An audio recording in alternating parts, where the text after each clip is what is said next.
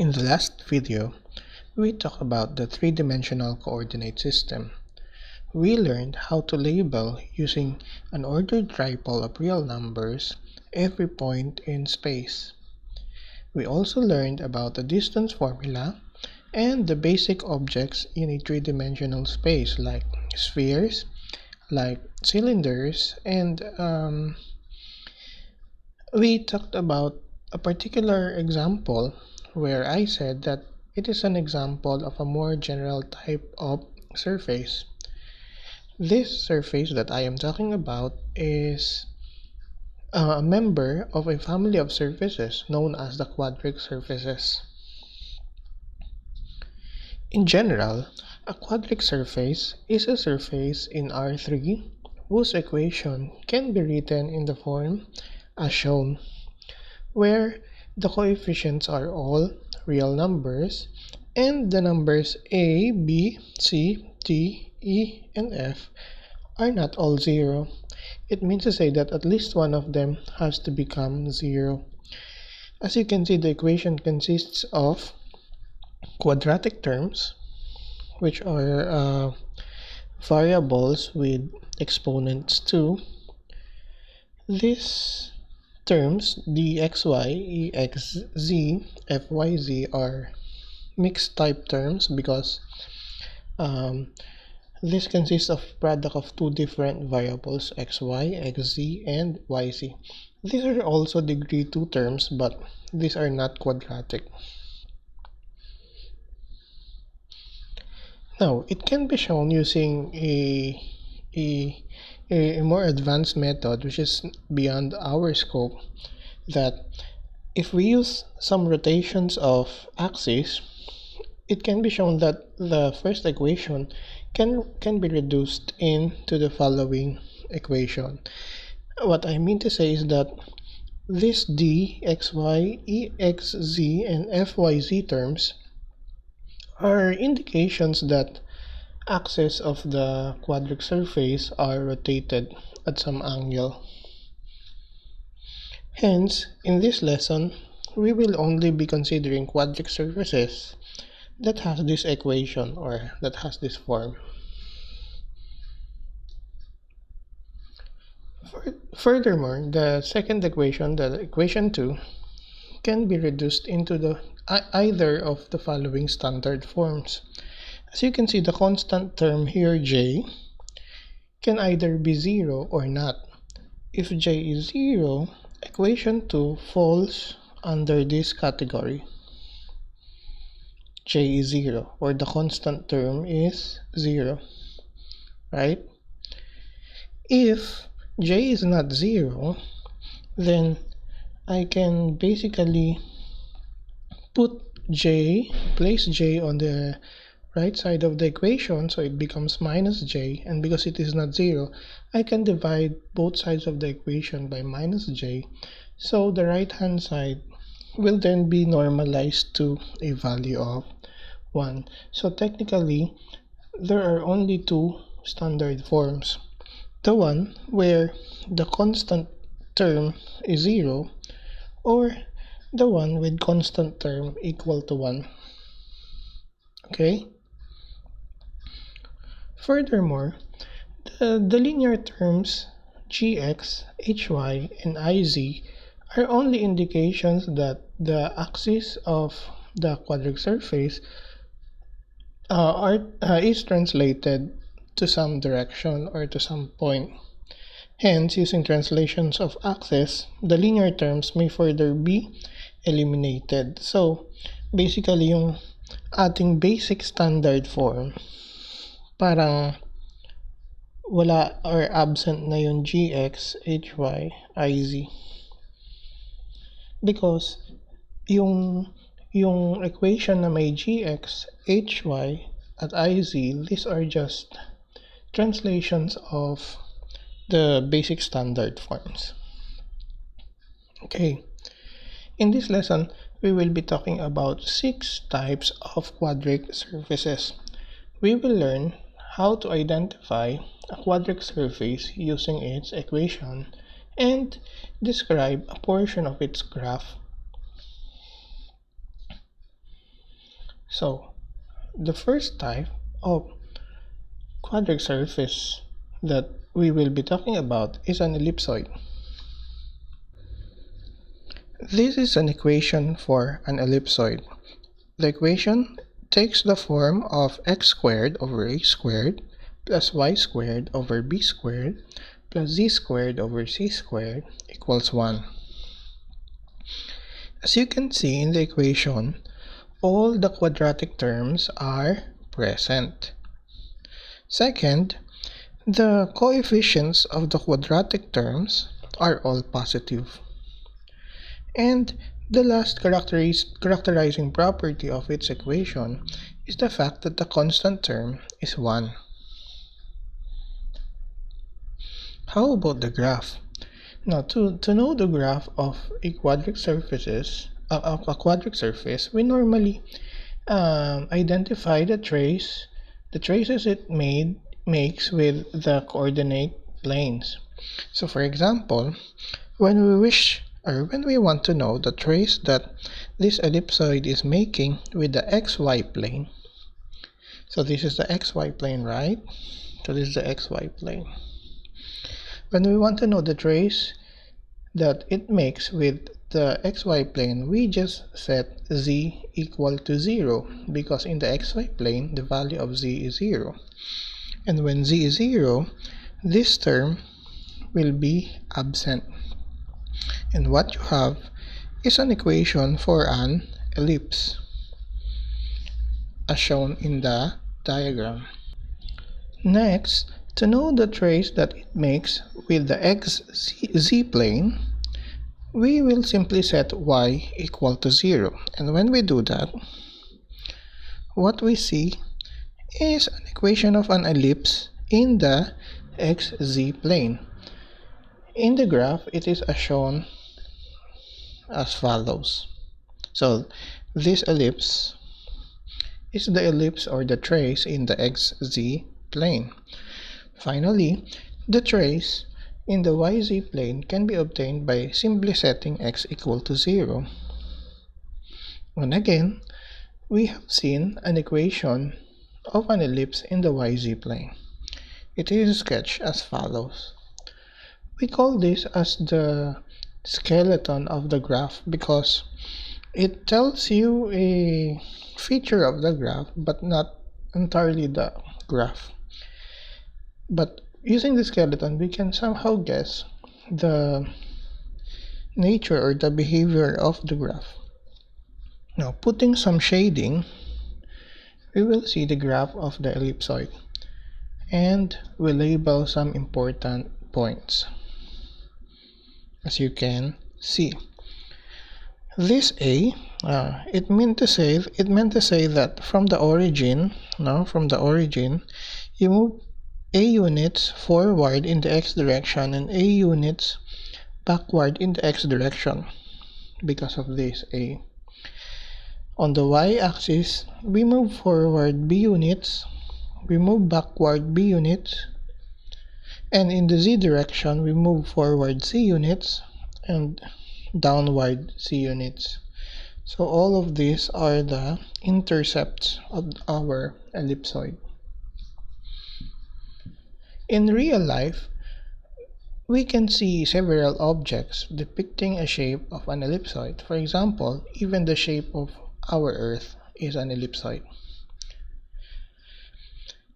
Take note that whenever A, B, C are all equal, this equation reduces to an equation of a sphere. So let me write it here. If A, B, and C are all equal, then the ellipsoid is a sphere. So of radius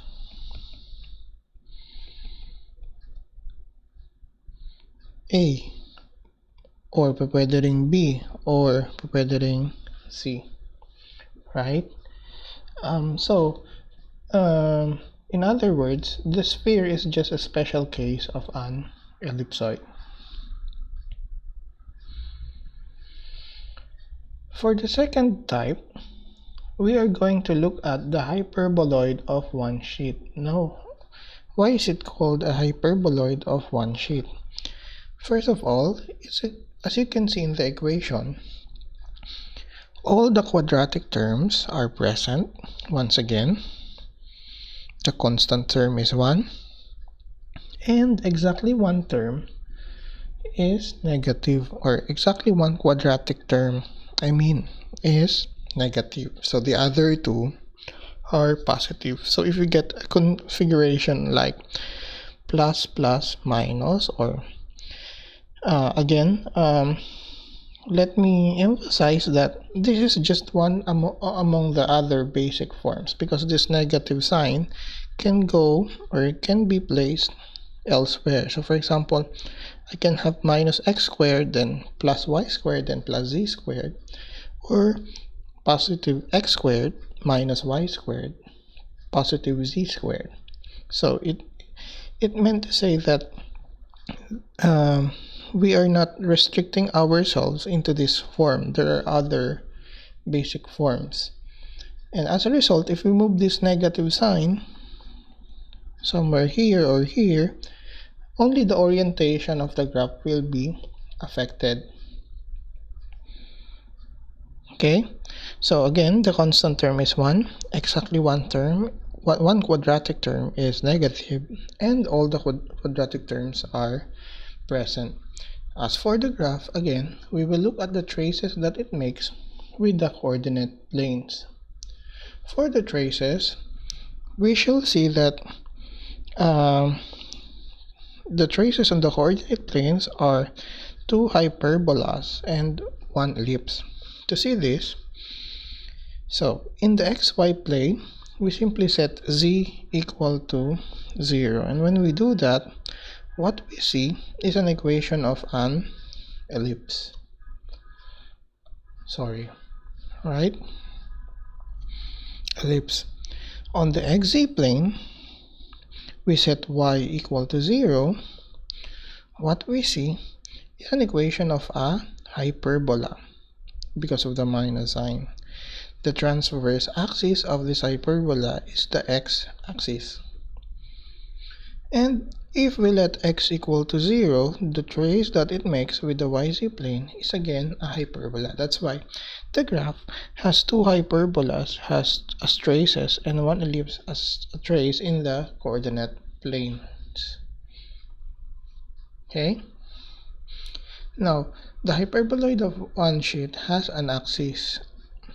The axis line is the axis of the negative variable. So as we can see, so this is the trace that it makes with the xz plane, which is a hyperbola. Now this is the other trace that it makes with the yz plane, which is again a hyperbola. And these are the traces that it makes with 3 planes parallel to the xy plane.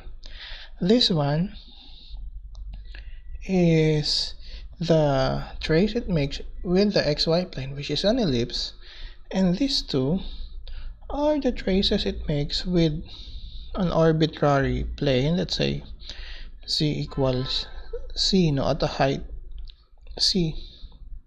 Ito naman yung plane na z equals negative c. So because if you set z equal to c, what you get, kapag ito ay c, what you get is an equation of the form something like this. So this will be negative 1, talagay natin sa kanan, 2, and then divide 2.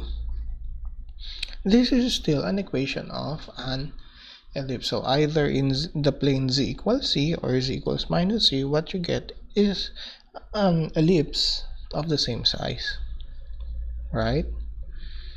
Okay, now shading this figure and labeling some important points, we have the following as the graph. So this is what we call as the hyperboloid of one sheet. Now take note that the graph actually continues upward, right? and it also continues downward. But we only show the portion of the graph which shows its important behavior. This is the portion where it changes its curvature, right? Significantly. Next, now, if two of the coefficients are negative and one is positive, what will happen? What you get now is a hyperboloid of two sheets. Again, if all the terms are positive, then it's an ellipsoid. If one of the quadratic terms is negative, it's a hyperboloid of one sheet. If two, or exactly two, of its quadratic terms are negative, it is a hyperboloid of two sheets. Okay?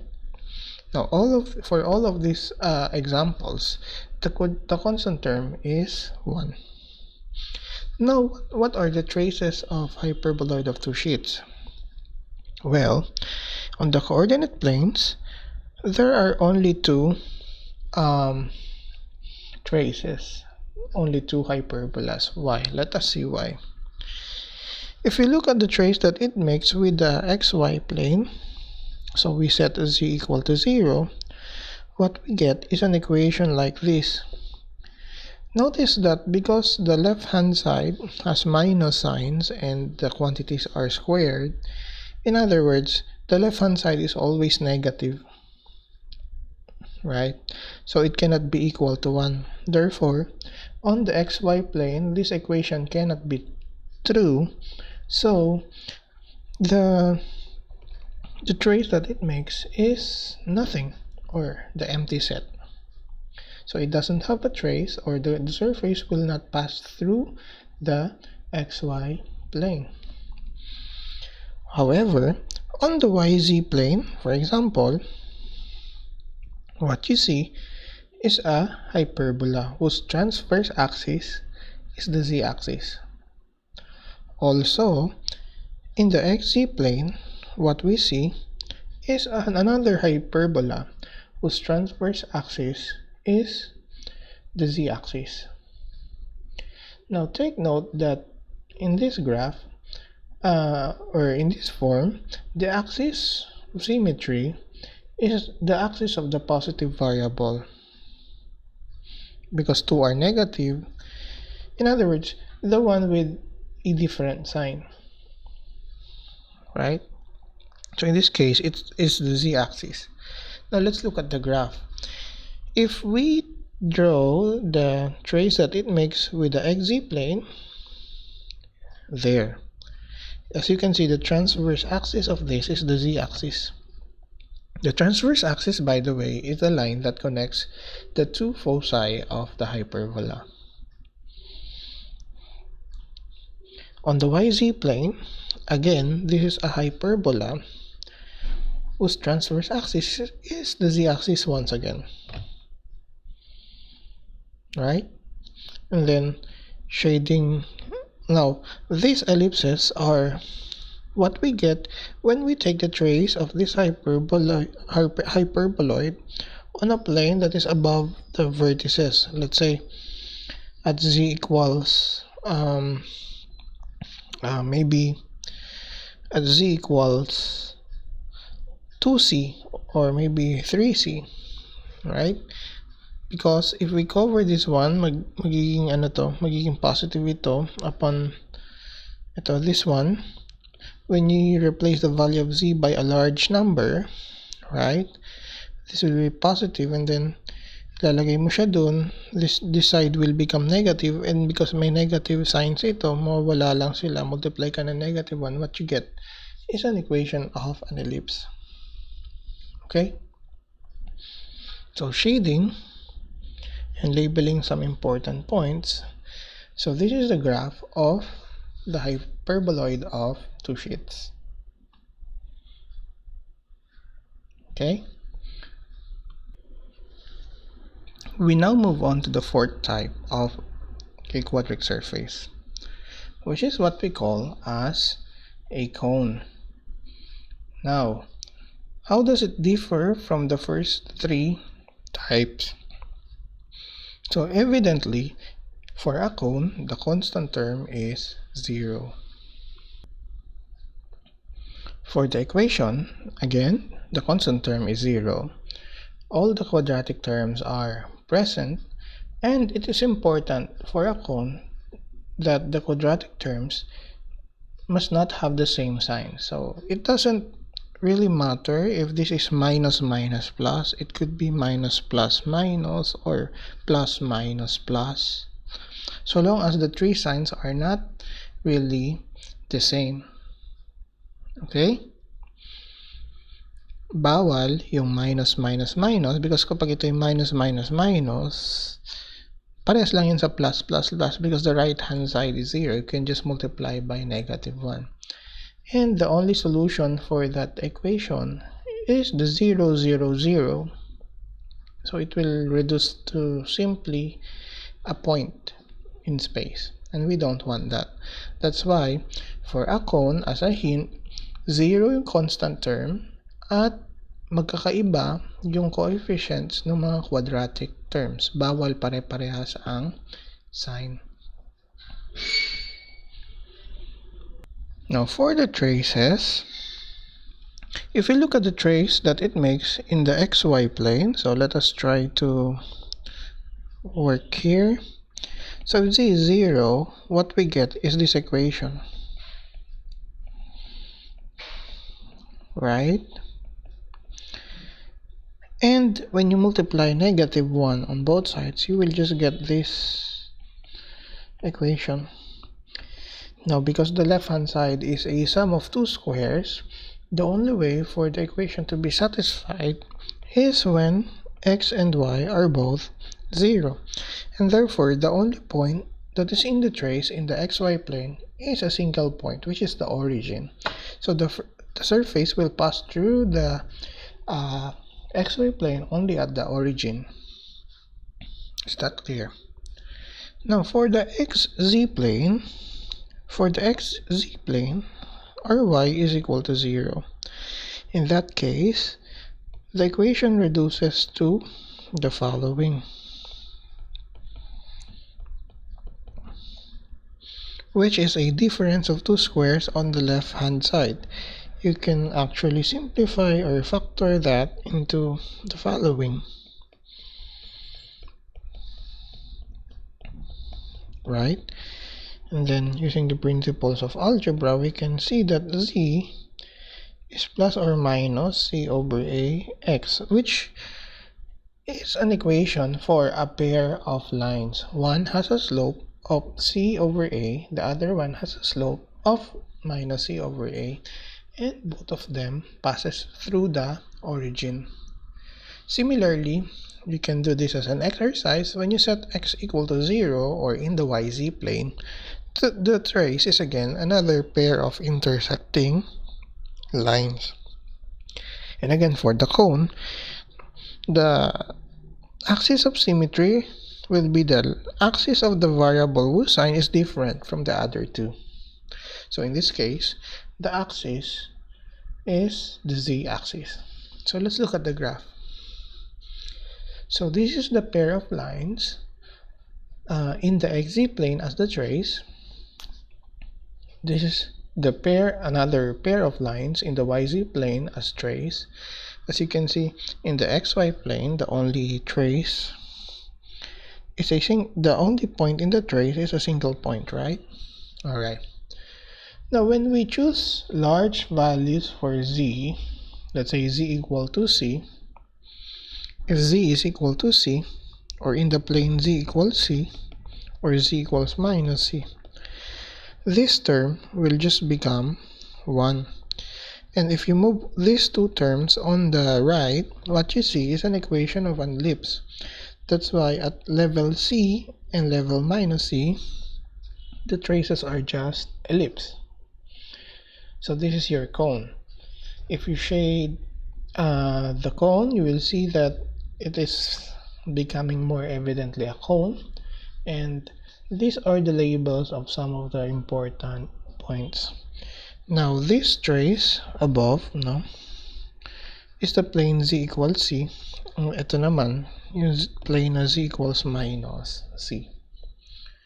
Alright?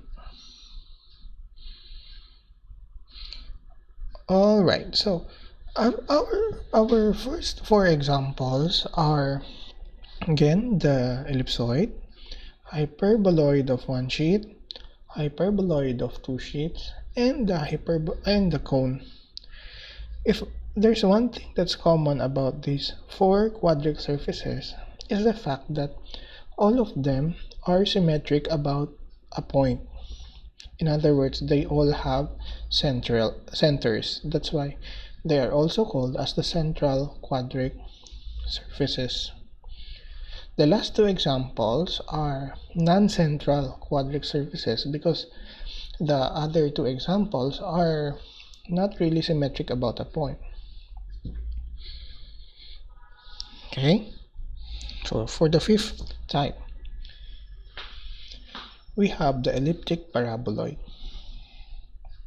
Now for its equation, what are the characteristics? Now, by the way, this equation is the same as writing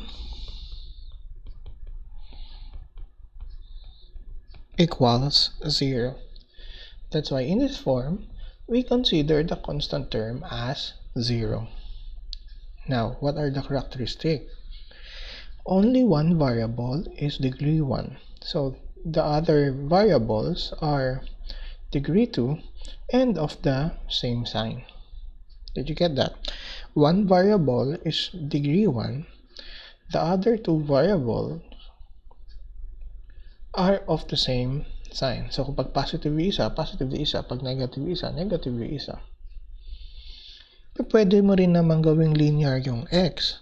In that case, ang itsura nun, x equals y squared over a squared plus z squared over b squared. It depends on the orientation that you like.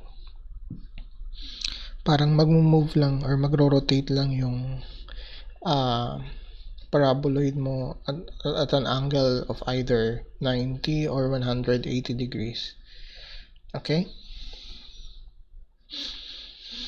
For the traces, if we set x to 0, what will happen? You get an equation of a parabola. Do you recognize that this is a parabola? Yes, because one is linear, the other is quadratic. So the trace in the in the yz plane is a parabola. The trace on the xz plane, on the other hand, is again another parabola. But the trace in the xy plane, if we set z to 0, again, sum of two squares equal to 0. The only way to satisfy that is when both the variables are 0, and therefore a single point as indicated. Now, although an elliptic paraboloid does not have a center, or it's not symmetric about a point, it is still symmetric about a line. So its axis, or the axis line, is the axis of the degree 1 variable. So to get the graph, so this is the trace in the xz plane, which is a parabola. This is a trace in the yz plane, which is again another parabola. And as indicated, ito naman yung trace dun sa xy plane, which is just a single point. And notice that if you set z to be some positive number, let's say 1, what you get is an ellipse. That's why at level 1, the trace will be an ellipse. It's not going to be a heart shape like this, but an ellipse. Also, when you set z equal to a negative number, no, the equation cannot be satisfied because the right hand side is a sum of two squares. That's why we do not have a trace below the xy plane for this equation. So ito yung trace at a plane above the xy plane, shading and labeling some important points. So in this case, yung trace na ito na nasa taas, yun yung z equals 1 na plane. I hope you can see that. Okay? Para siyang 3D na parabola. Kaya elliptic paraboloid kasi yung mga cross sections niya are ellipses. Pero mga vertical na cross sections niya are parabolas like this. Right? Alright. We are down to the sixth type of the quadric surface. This one is the most complicated one. In fact, kaya siya nasa panghuli. We call this as the hyperbolic paraboloid. Okay? So, how do you see the equation? So, it's very similar to an elliptic paraboloid. But, so similarly, the constant term is also 0. Similarly, only one variable is degree 1, but the difference is that the two other variables of degree 2 must have opposite sign. Kanina, same. Diba? And isa positive, isa negative. It could be the case that yung y squared ang positive, yung x squared yung negative. Now, why is it called a hyperbolic paraboloid? Let's see the traces. If we, let's say, if we set z equal to 0, you again get a difference of 2 squares. So, similar to what we had before, the trace that it describes is a pair of intersecting lines at the origin. So, in the xy plane, there is a pair of intersecting lines going over here, right? Now, look at the orientation of the axis that I made here. The y-axis is pointed here. Yung x-axis is pointed over here. Because I wanted to show you the important feature of the graph. That's why I oriented the axis this way. I used the left-hand rule. Right? Okay. So, in the xz plane, where's the xz? Buburahin natin yung y. No, this is yz. Naguluhan na rin ako. In the yz plane, we will set x to 0. You see that a parabola, dahil dun sa negative sign, a parabola that opens downward. So, you see the parabola that opens downward. Right? So, how about on the xz plane? You see a parabola that opens upward. But on the xz plane. Okay. See that?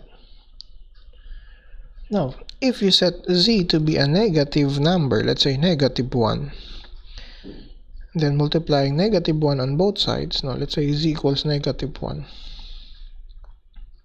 What you have is this. But if you multiply negative 1 on both sides, you will get this. So this is a hyperbola whose transverse axis is the y-axis. It means to say that it opens in the y direction. Right? So as you can see in the figure, ito yung hyperbola. Pero nandito yan sa ilalim, z equals negative 1. If you now set z equal to positive 1, you still get a hyperbola, but this time the transverse axis instead of y, ngayon, x-axis na ang transverse axis. So nag-rotate ng 90 degrees yung hyperbola, right? From below to above, mag-rotate yung hyperbola na cross-section ng 90 degrees. Okay? Nasaan yung trace natin sa xy plane? Ito, medyo maguguluhan kasi yung graph, kaya ako siya hinuli. No? Ito yung trace mo sa xy plane sa pair of intersecting lines. Okay? Now, shading. Ito yung kanyang itsura. Oh, it's kind of complicated. I hope that you can see the important traces. So let's say color the important parts. Ito yung hindi nakikita. Okay, magandang color. Let's say blue. Ito yung parabola facing upward. Ito yung parabola na isa opening downward. Ito yung hyperbola sa baba. Ito yung hyperbola sa itaas. At ito yung pair of intersecting lines sa xy plane. Now the graph is sometimes called the graph will be one of our most important examples in the future lessons because it serves as a counterexample to a lot of theorems. Kasi yung graph na ito, meron siyang feature or meron siyang point dito. Let's say, ano ba magandang color? Meron ditong point, right? Yung origin in this case, where it is not considered a maximum or a minimum. Actually, it's considered both because in this direction, it's a maximum. In this direction, it is a minimum. Ang tawag natin dyan sometimes, saddle point. Okay? It is also called as a saddle point. If you know the saddle, yung inuupuan nyo kapag nag-horseback riding, yung nasa likuran ng kabayo, the shape of this, if you cut out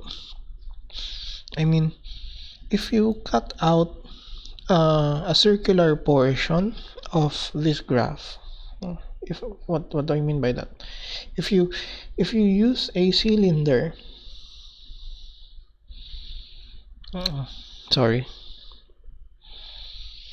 so if you use a cylinder like this, a circular cylinder, and cut the graph like that, yung makikita nyong portion dito, ang hugis niyan yung Pringles. Okay ng Pringles. And sa math, ang tawag natin sa shape na yun ay Hyperbolic Paraboloid. Look at the shape of the Pringles, right? In one direction, it's sloping down. In one direction, it's sloping up. Okay? Or the saddle, also called as the saddle for a more for other common term. Okay, so that's it. So if you would like to classify an equation kung anong type ng quadric surface siya, you may always refer to this video, or I can give you a PDF copy of this presentation as for your reference. Exercises will be provided in our Google Classroom, and as an activity, ito ay hindi graded na activity but you may want to do, I would like you to find pictures of real objects, meaning objects in real life, resembling the shape of each of the 6 quadric surfaces. Okay? See you in the next video.